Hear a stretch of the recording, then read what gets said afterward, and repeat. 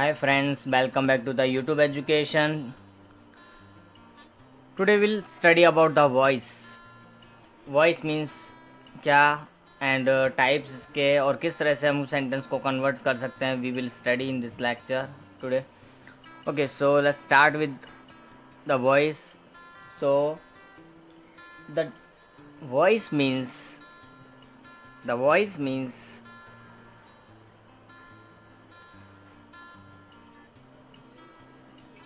a sentence. Voice means a sentence. Hindi में हम कहें तो वॉइस अर्थात संस्कृत भाषा का एक शब्द है हमारे पास वाच्य,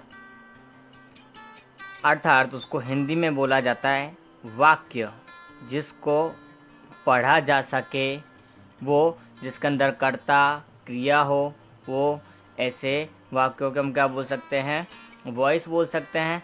तो वॉइस की अगर दूसरी हमको डेफिनेशन देनी है तो क्या दे सकते हैं, तो voice is the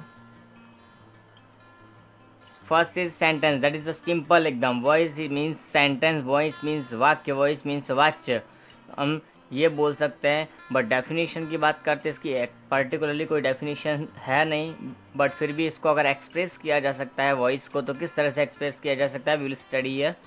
so voice is the form of verb. Voice is the form of verb which shows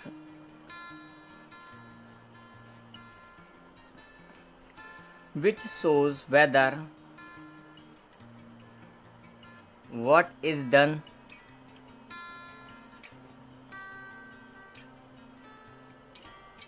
what is denoted by the subject. Subject के साथ में क्या होने वाला है, सब्जेक्ट क्या करने वाला है, यानी सब्जेक्ट की जो भी वर्ब है, सब्जेक्ट का जो भी कार्य है वो सब दर्शाया जाता है, वो हमारा वॉइस है, सब्जेक्ट के साथ में रिलेटेड होता है. और एक दूसरी डेफिनेशन हम बोल सकते हैं तो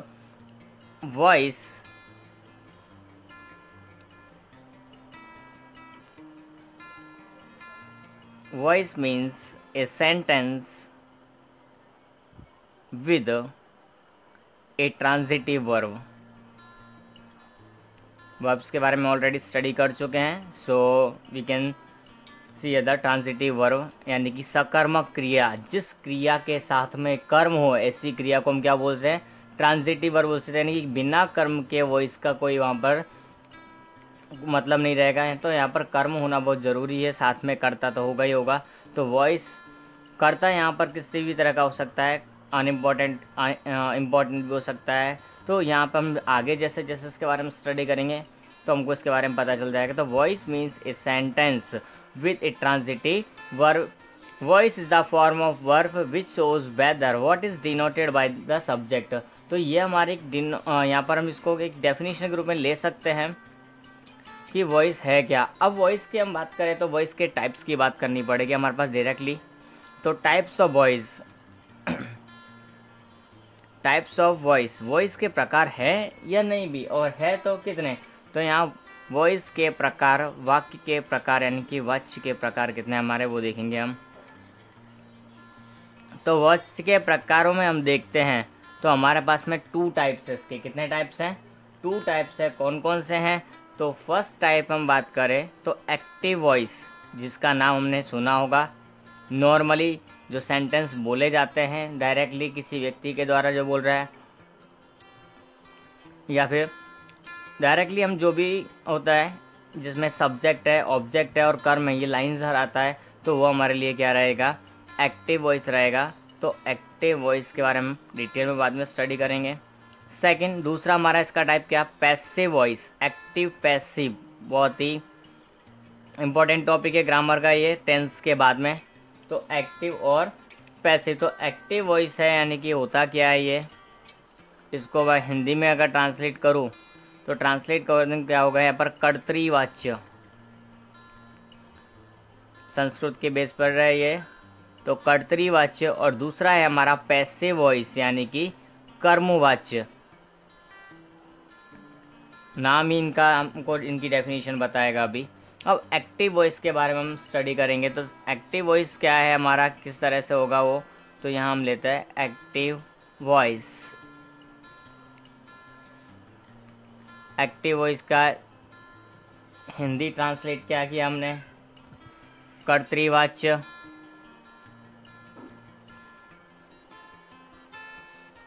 तो कर्तृवाच्य होता क्या है, तो जिस वाक्य में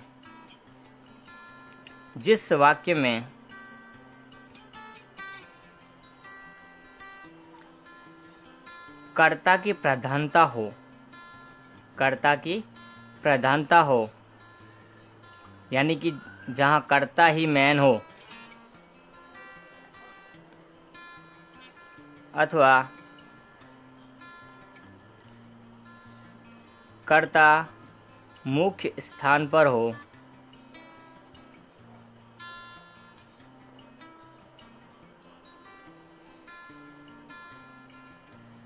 क्रिया को कर्ता के द्वारा किया जाता हो,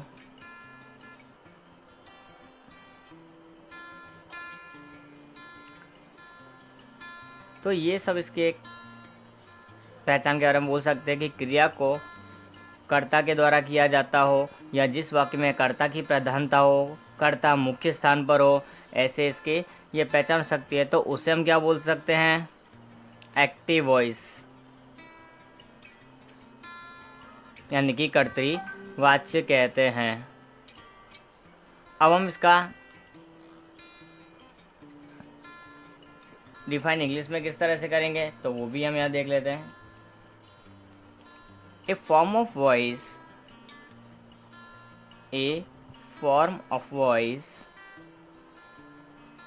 where, in which the subject is important,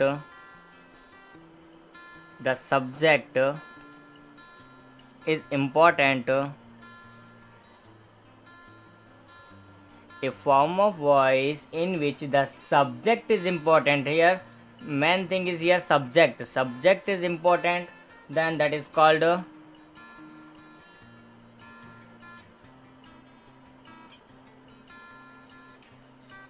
active voice. If subject is important, active voice. तो ये हमको ध्यान रखना है। इसकी डिफाइन को हमको अगर शॉर्टकट में पहचाना कि एक्टिव है कि पैसिव है, तो हमको ध्यान रखना है कि subject is important, then it will be active voice. Okay, subject is important, then it is called active voice. Now what,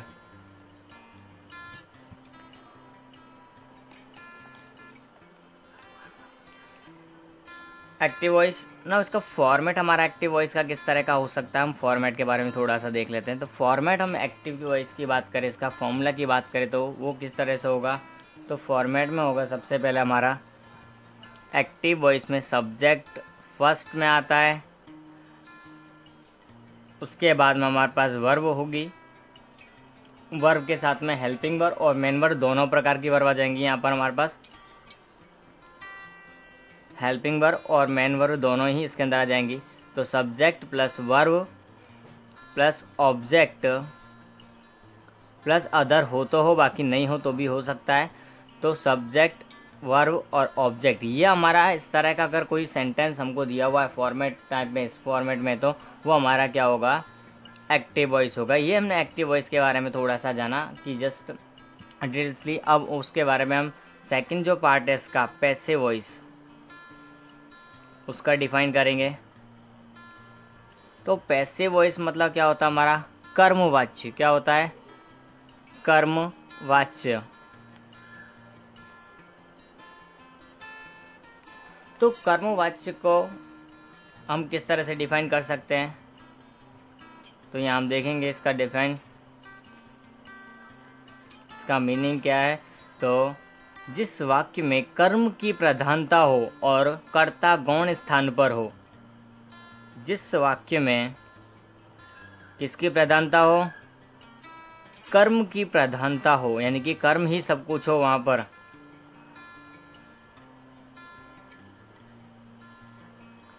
अथवा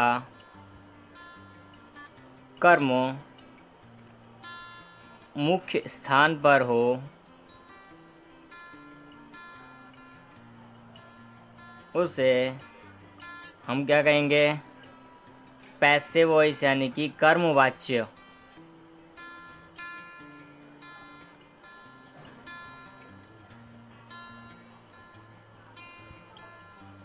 ओके, तो हमको ये इसका डिफाइन पता चल गया। अब इसको इंग्लिश में डिफाइन करना है तो वो किस तरह से हो सकता है? So we can see here a form of voice, a form of voice in which the object is important is called passive voice.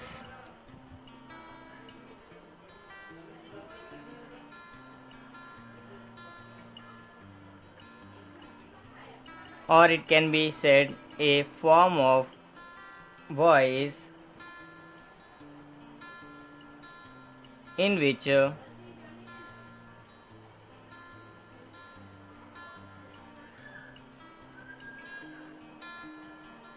something has happened with the subject. It is called passive voice.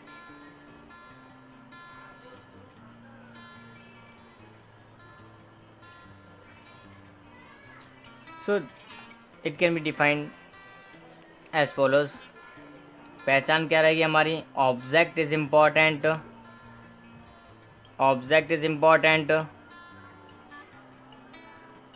So it is called what? Passive voice. Object is important, passive voice यानी कि कर्मवाच्य। जहाँ कर्म प्रधान हो उसको कर्म वाक्य कहेंगे, जहाँ कर्ता प्रधान हो उसको कर्तरी वाच्य यानी कि एक्टिव वॉइस कहेंगे। अब इसका फॉर्मेट है, वो फॉर्मूला है, वो किस तरह का होता है तो वो भी हमें देख लेते हैं। तो इसका फॉर्मेट है वो होगा हमारा किस तरह से कि ऑब्जेक्ट सबसे पहले आएगा, क्योंकि ऑब्जेक्ट की प्रधानता होगी, वहाँ पर ऑब्जेक्ट इम्पॉर्टेंट होगा।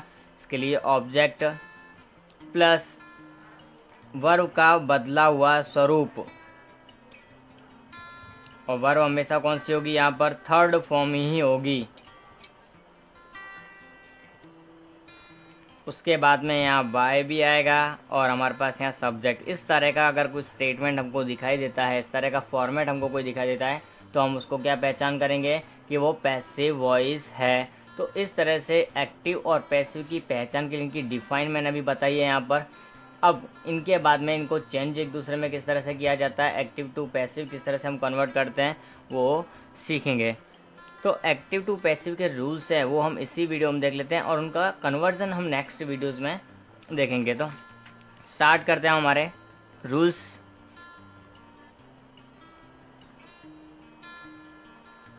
So rules for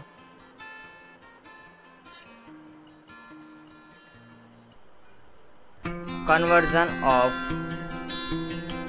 active voice into passive voice।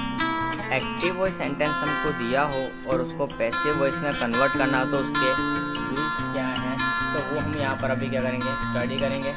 तो उसमें हमारा वो किस तरह से करना है कि कुछ बेसिक रूल्स है पहले उनको ध्यान रखना है, और बेसिक के बाद में कुछ रूल्स ऐसे होते हैं जो हमको इम्पोर्टेंट नोट की तरह से यहाँ पर पढ़ने हैं। बाकी इसके रूल्स में बेसिक क्या है, 4 ही हैं। तो 4 रूल्स में यहाँ पर हमारे सबसे पहले सारों के 4 रूल्स को एक पोएम की जैसा लिख देता हूँ जो बहुत ही शॉर्ट रहेगा और लर्न करने में थोड़ा इजी रहेगा।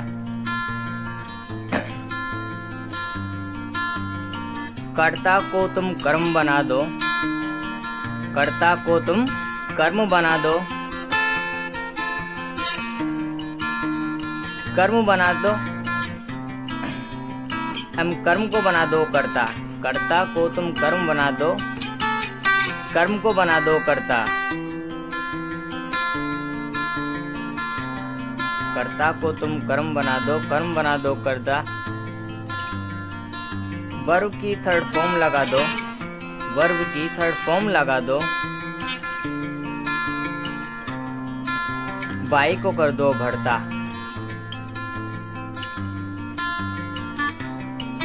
तो ये हमारे 4 मेन रूल्स हैं जिनको पैसिव वॉइस के लिए गोल्डन रूल्स कहा जा सकता है।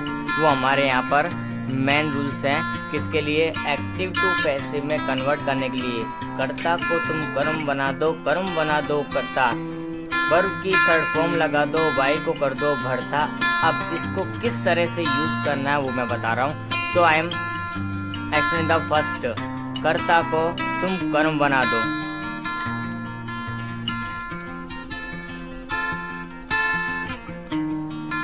Exchange the subject with object. Second rule, again exchange the object with the subject.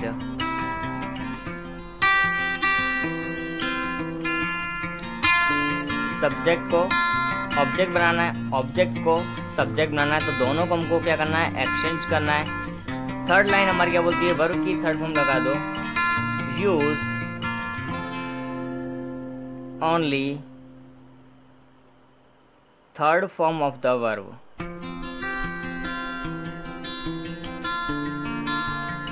जब हम पैसिव वॉइस बनाएंगे तो पैसिव वॉइस में वर्ब की थर्ड फॉर्म ही यूज होती है, always only third form of the verb.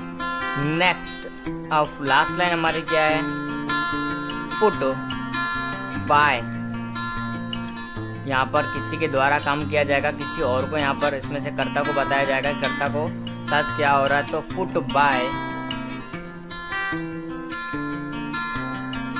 After the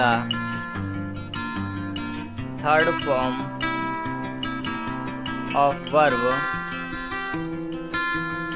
और before the object, before the subject. ये हमारे इसके रूल्स हैं जिनको मैंने एक्सप्लेन किया है। कर्ता को तुम कर्म बना दो कर्ता, वर्ब की थर्ड फॉर्म लगा दो, बाई को कर दो भरता। ये 4 रूल्स हैं हमारे, बस इनको ही हमको ध्यान रखना है। इन चारों के बेस पर हम सारे आगे इनको कन्वर्जन कर सकते हैं एक्टिव टू पैसिव में। मेन रूल्स हैं। अब हम कुछ इंपॉर्टेंट नोट्स के रूप में भी याद रखना है। इंपॉर्टेंट नोट्स के रूप में क्या याद रखना है तो वो भी हम देख लेते हैं। कभी कभी ये सब्जेक्ट ऑब्जेक्ट में नेम ना हो, अगर इनकी जगह पर प्रोनाउन हो तब क्या, तो वो इम्पोर्टेंट नोट्स में हमारे यहाँ पर है। तो इम्पोर्टेंट नोट्स भी हम यहीं पर देखेंगे।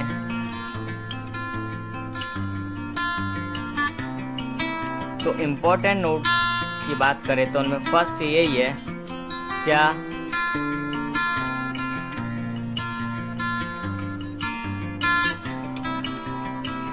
when pronoun is used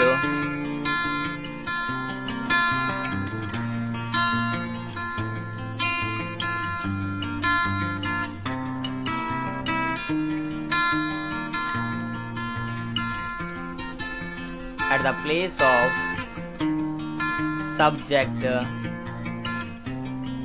when pronoun is used at the place of subject, जब सब्जेक्ट के स्थान पर प्रोनाउन का उपयोग किया गया हो तो क्या होगा, या तो कोई ऑब्जेक्ट के जगह पर भी प्रोनाउन हो सकता है तो क्या होगा, तो हमको क्या करना है, then use the following table for conversion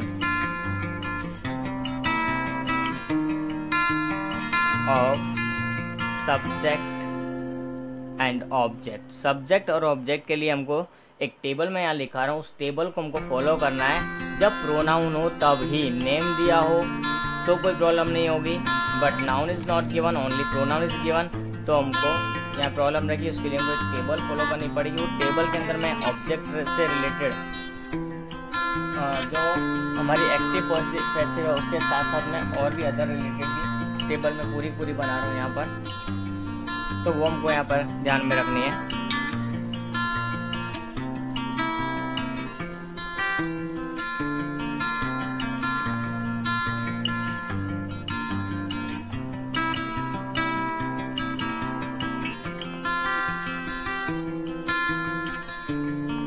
यहाँ कौन कौन से पर्सन्स होंगे मैं उनके बारे में लिखूँगा कि कौन सा प्रोनाउन है वो कौन से पर्सन को बिलोंग करता है। आफ्टर देन सबसे पहले जो आएगा वो हमारा सब्जेक्टिव रहेगा कि सब्जेक्ट के प्लेस पर कौन सा होगा वो। उसके बाद में रिलेटिव रहेगा कि उसका किसी के साथ संबंध हो जो कि इनडायरेक्ट स्पीच में यूज़ होगा, यहाँ यूज़ होगा नहीं। उसके बाद में हमारा ऑब्जेक्टिव रहेगा, तो ये हमको यहाँ भी लिखने हैं खास।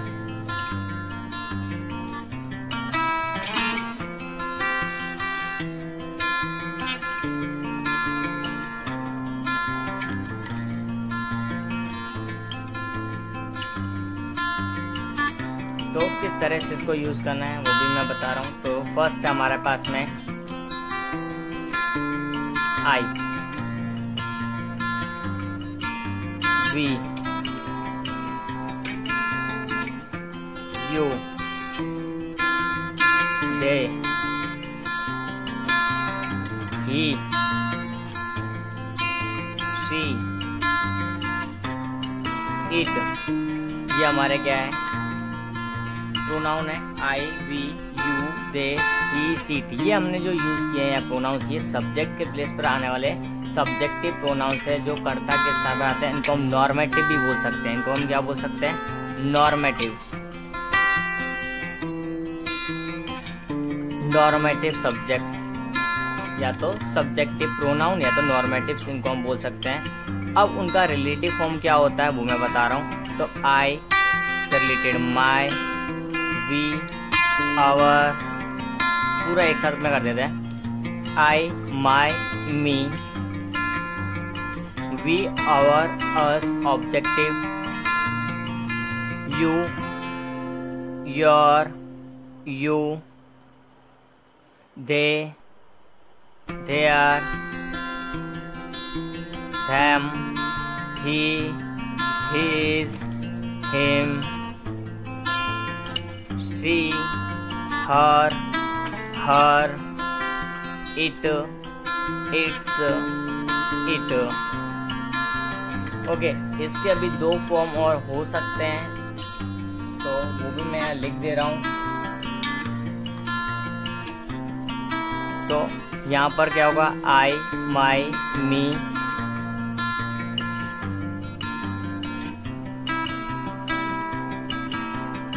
Mine, we, our, us, ours, yours, theirs, ये संबंध के लिए ये his, hers, it. Now self के लिए, ये किसके लिए? सेल्फ के लिए आई, माई, सो माई सेल्फ, ये भी रिलेटिव्स में ही गिने जाते हैं। ये तीनों रिलेटिव के, relative relative relative. Our, our self, your self या योर सेल्फ भी हो सकता है अगर प्लूरल हुआ तो। Okay, then their self,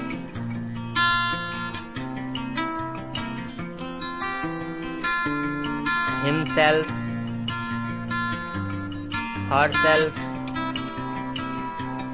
itself।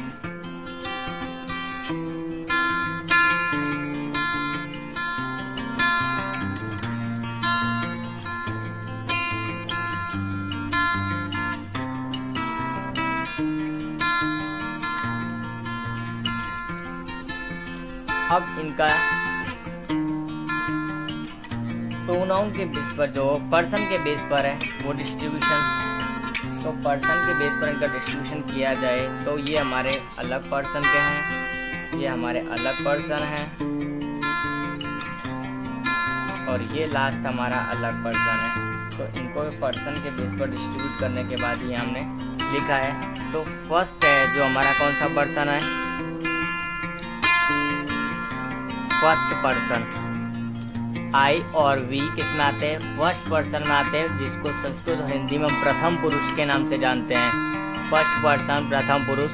ये हमारा सेकंड पर्सन है, you only one, second person that is you. और उसके बाद में हमारे पास में है ये सारे थर्ड पर्सन। ये पर्सन हमारे यूज़ कहाँ होंगे, इनडायरेक्ट, डायरेक्ट में यूज़ होंगे, लेकिन हम यहाँ पर इसके बारे में थोड़ा सा स्टडी कर ले तो ज़्यादा बेटर रहेगा हमारे लिए। तो ये हमारे सब्जेक्टिव, अभी हमको पैसिव वॉइस में दो ही चीज़ काम की है, क्या, सब्जेक्टिव और ऑब्जेक्टिव प्रोनाउंस। तो ये सब्जेक्टिव है, ये ऑब्जेक्टिव है। आई और मी दिया है तो उसको कन्वर्जन करना रहेगा, ऑब्जेक्ट को सब्जेक्ट में कन्वर्ट करना है तो ये आई में कन्वर्ट होगा, अस को करना है तो वी में होगा, यू को यू में करेंगे, देम को दे में करेंगे, हिम को ही में करेंगे, हर को शी में, और इट तो इट ही रहेगा, कोई वहाँ पर चेंजेस होगा नहीं। अब इनके बारे में बात करें तो आई यानी कि मैं, हम, तुम, वे, वह लड़की के लिए, ये लड़के के लिए, इट प्राणियों के लिए या वस्तुओं के लिए, माई मेरा, हमारा, तुम्हारा, उनका, उसका, उसकी, इट्स इसका, उसकी, दोनों।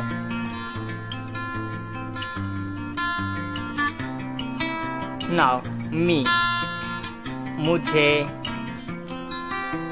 अस हमें, यू तुम्हें, व्हाट डू यू वांट, इस तरह से हम बोलते हैं वहाँ पर। उनको,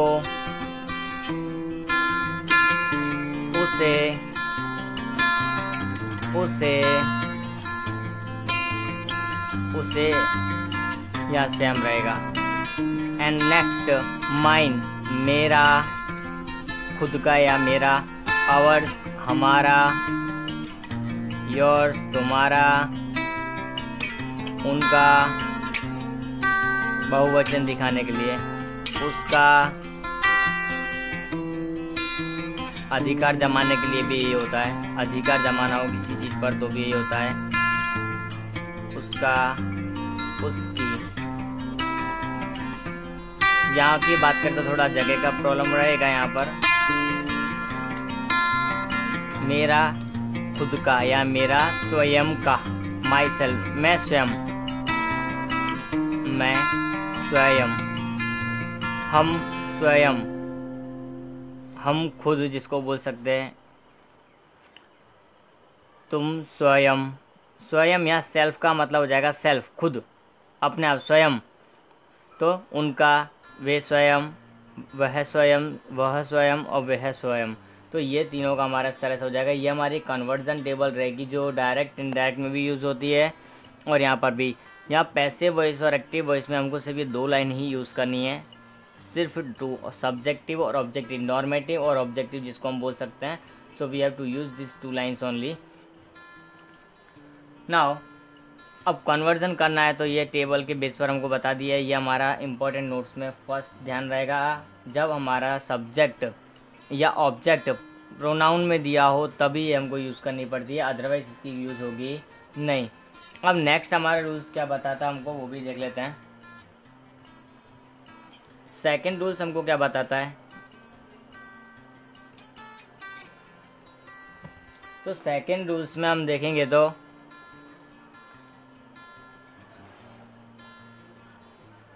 सेकंड रूल में when unimportant subject, unimportant subject, so unimportant subject कैसा होता है वो भी देखना है। Like one, someone, somebody, nobody। Active voice की बात करें, ये एक्टिव वॉइस में होंगे सब। nobody, anybody, everybody, they, people। इस तरह से अगर हमारा कोई सब्जेक्ट दिया हो then what we have to do here, then these all subjects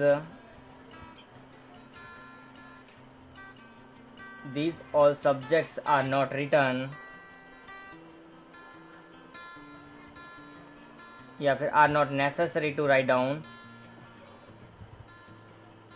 या to put after the verb। क्रिया के बाद में अगर इनमें से कोई सब्जेक्ट हो जब पैसिव वॉइस में कन्वर्ट करते हैं तो एक्टिव वॉइस में से जो भी शब्द यूज़ हुआ है उसको हम लिखेंगे नहीं तो चलेगा, और लिखोगे तो भी चलेगा, बट बेटर है कि हम ना लिखें। इन सारी चीज़ों के कोई मैटर्स निकलता नहीं है, इनका कोई ये इम्पोर्टेंट है नहीं, इसके लिए अनइम्पोर्टेंट सब्जेक्ट इनको कहा गया है। अब एक और रूल की हम बात करते हैं तो वो यहीं आ जाएगा हमारा, वो भी यह देख लेते हैं।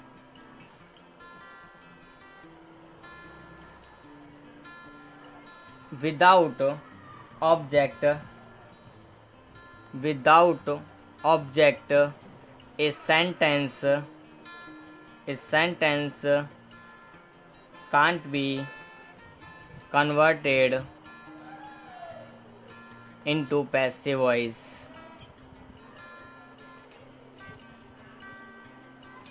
ऑब्जेक्ट के बिना कोई भी सब्जेक्ट को पैसिव वॉइस में कन्वर्ट नहीं किया जा सकता। रीज़न ये है क्योंकि ऑब्जेक्ट ही तो आगे आता है, अगर वही नहीं होगा तो हम पैसिव वॉइस कैसे बनाएंगे। So that is not possible in case of object is not given. Okay, so without object a sentence can not be converted into the passive voice. So हमको थोड़े से ये मैन रूल्स, गोल्डन रूल्स इनको बोलते हैं, और ये हमारे इंपॉर्टेंट पॉइंट्स हैं जो कि एक्शंस करने के अंदर हमारे लिए हेल्प करते हैं। सो इनको भी हमको याद रखना ज़रूरी है।